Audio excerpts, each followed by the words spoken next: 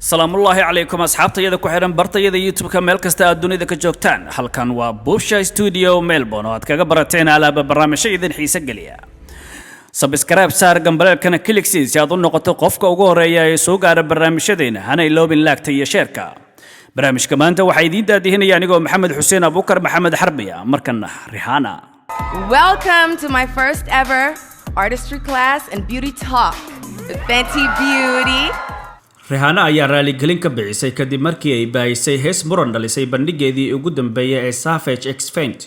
Waxa ay la kulantay walaac bulshadeed oo dhanka internetka ah kaas oo ka dhan ah heesta Dom ay qaado fanaanada Coco Chuli oo ay ku jiraan qoraalo muslimiin ah oo ka mid ah axaadiista.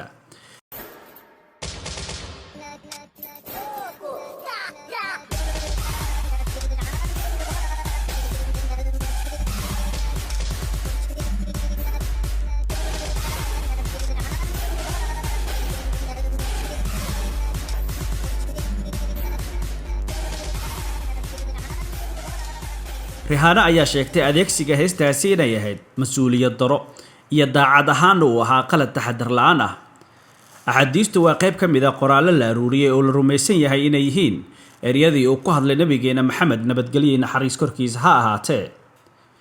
Kadib kitaabka barakaysan ee Quraanka, axaadiistu waxaa loo arkaa inay yihiin qaar ka mid ah qoraalo diimeedka ugu muhiimsan ee muslimiinta. Qaybta Carabiga ah ee heesta loo adeegsaday waxa ay qayb ka tahay axaadiis ka hadlaysa maalinta xukunka ee qiyaamaha. Heestaba waxaa loogu magac daray maalinta qiyaamaha.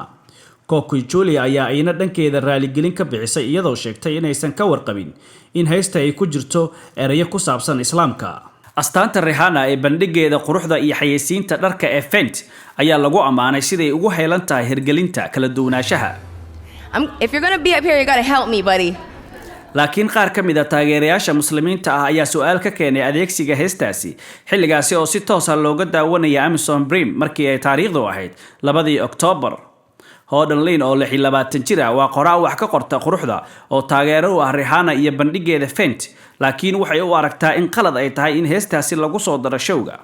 Waxay tiri waa wax lagu raaxaysto in la arko raaligelinta Rihanna, laakiin waxay u malaynaysaa in warshadaha waaweyn ay u baahan yihiin dad badan oo muslimiin ah oo ka shaqeeya warshadahaasi kuwaasi oo ka soo bixi kara waxyaabaha sidan oo kala ah. Hodan waxa ay hore u iibsatay alaabooyinka bandhiga Fenty, laakiin waxa ay sheegaysaa in dhacdadani ay bedeli karto maskaxdeeda. Xitaa waxa ay sheegtay inay isticmaali karin isla markaana ay baahin karin alaabtii loo soo diray si ay wax yeesiiso.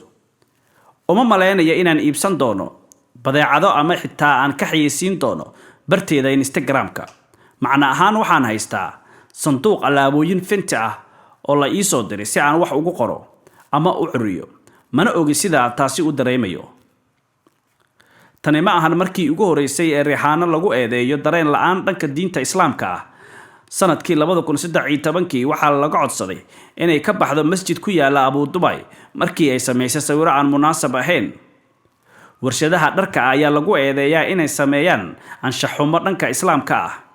Sidoo kale bishii Agosto, Kenya West ayaa dadka qaar ku dhaleeceeyeen inuu ugu magac daray tababarayaashiisa kabaha Yeezy Post, Israfil iyo Israa'iil oo ah laba magac oo muslimiin ah.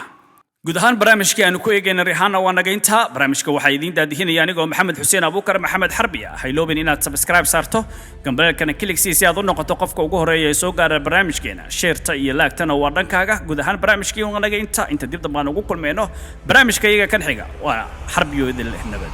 Galiyo.